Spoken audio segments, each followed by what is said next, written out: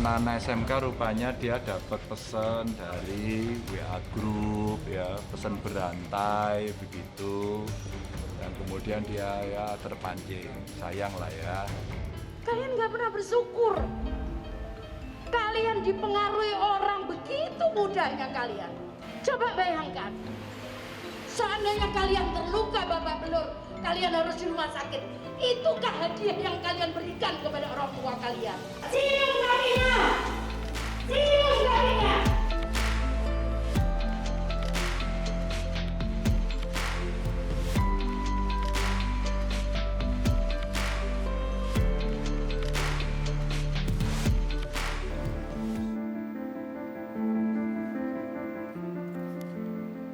Ya, cerita di balik aksi demonstrasi juga datang dari Jawa Tengah. Karenanya saya akan langsung menyapa Gubernur Jawa Tengah, Ganjar Pranowo. Selamat malam, Mas Ganjar. Ya Mbak Nana, selamat malam. Mas Ganjar, waktu itu Anda sempat menemui langsung pengunjuk rasa yang ditangkap dan diperiksa polisi pasca kericuhan. Apa yang bisa Anda gambarkan ke kami, Mas?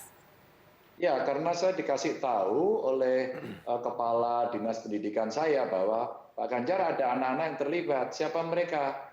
Ada anak SMA, Pak, ada anak SMK, ada anak SMP, bahkan gitu. Loh, SMK berarti anak-anak saya juga itu gitu. Iya Pak, sekarang di mana mereka? Ditangkap polisi Pak. Langsung saya telepon Kapolrestanya, saya coba datang. Kebetulan pas pintu masuknya itu ada anak-anak yang lagi duduk di situ. Ternyata itulah anak-anak yang dikelompokkan di anak-anak pelajar itu. Lalu saya tanya dia, kenapa kamu ikut demo? Ya saya iseng aja Pak lewat gitu. Itu hampir semua sama jawabannya. Saya iseng aja. Tapi ada orang tua, wali murid yang mengatakan dia dapat grup WA.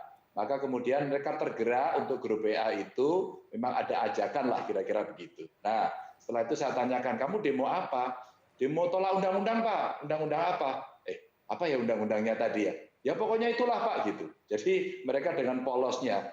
Artinya sebenarnya simpel aja Mbak Nana. Tugas saja melindungi anak-anak agar dia tidak masuk dalam kondisi yang relatif bahaya saya katakan, karena kondisinya seperti itu. Dan yang terjadi di depan kantor saya, begitu ada yang masuk pertama, saya dikasih rekamannya semua, langsung dipilok, ada hurufnya A begitu, dan kemudian teriakannya pokoknya robohkan. Nah, itu aja. Nah, kalau ada anak-anak di situ kan ya mereka bisa jadi korban gitu.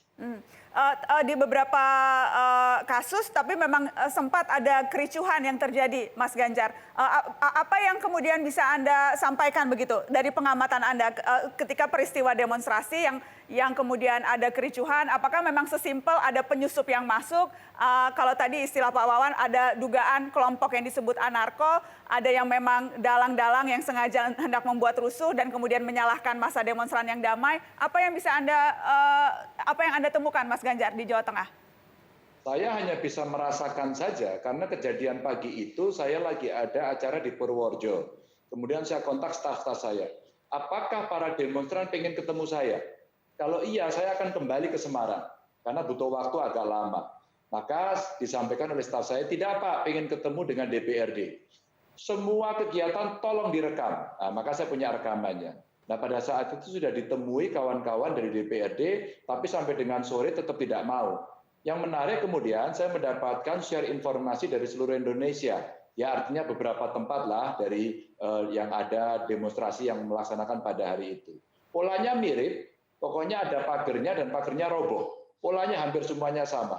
Jadi artinya hari itu pesannya mungkin seolah-olah ini seragam gitu, pokoknya roboh. Nah, siapa di antara mereka kita tidak pernah bisa mengidentifikasi satu-satu.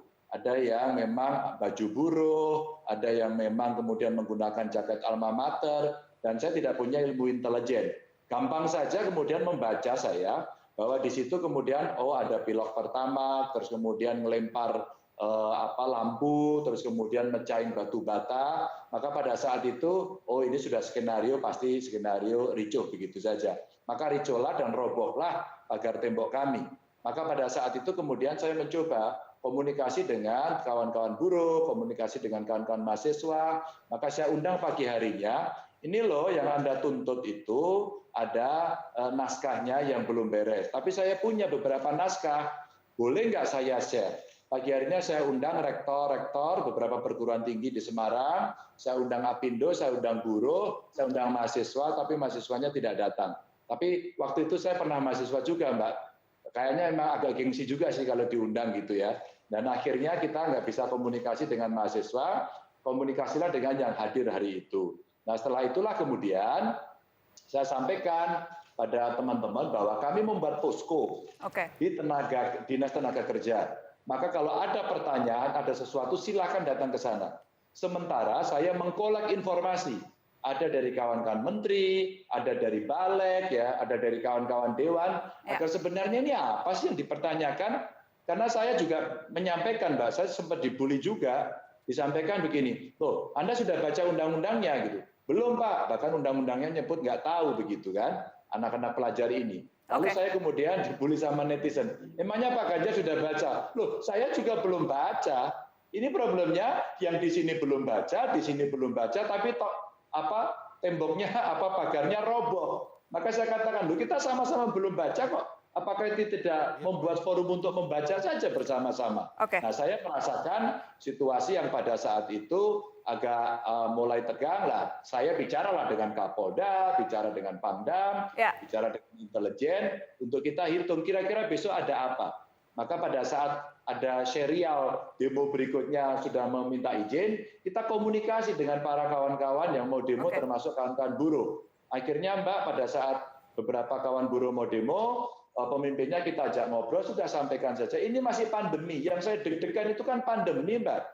Kalau kemudian posisinya dempet-dempetan begitu, sudah itu ngeri aja buat kita. Bukan soal demonya, bukan soal menyampaikan aspirasinya yang potensi ribut, tapi juga pandeminya. Nah, pada saat itulah kemudian kita bisa ngobrol, ya demonya berikutnya saya sambut dengan baik-baik, silakan Anda demo, silakan Anda...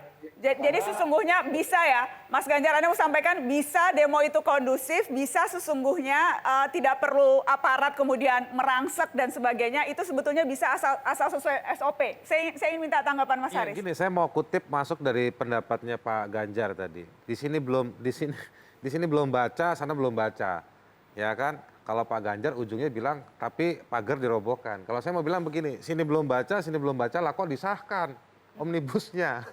Nah, dan menurut saya begini, anak muda, publik luas, nggak perlu baca. Wong mau baca yang mana, tiap minggu versinya berubah-berubah.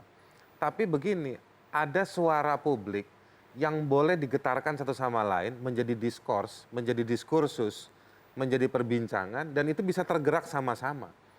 Dan yang kemudian saya mau bilang, anak remaja punya hak.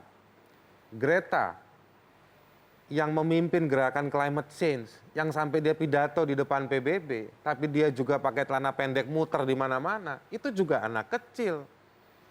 Jadi menurut saya punya hak. Indonesia sudah menandatangani konvensi hak anak.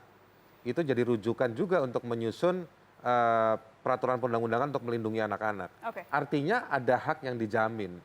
Yang tidak boleh memilok, yaitu kan Pak Ganjar ini kan pimpinan daerah, maka dia bukan kejahatan, Pak.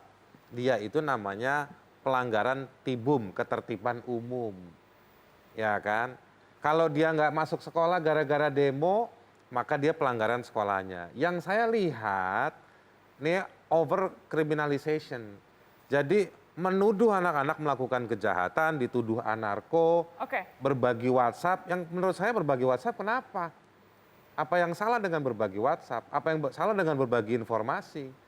Nah ini menurut saya kita harus spesifik. Dan saya nggak respect sama negara, nggak respect sama presiden yang memobilisasi pimpinan daerah. Kayak misalnya siapa yang di Surabaya itu Bu Risma marah-marah, ini apa? Orang anak dimarah-marahin, terus orang disuruh cium tangan. Kalau dia punya tradisi peluk-pelukan sama orang tuanya, kenapa harus cium tangan? Jadi menurut saya nggak ada yang genuine di situ.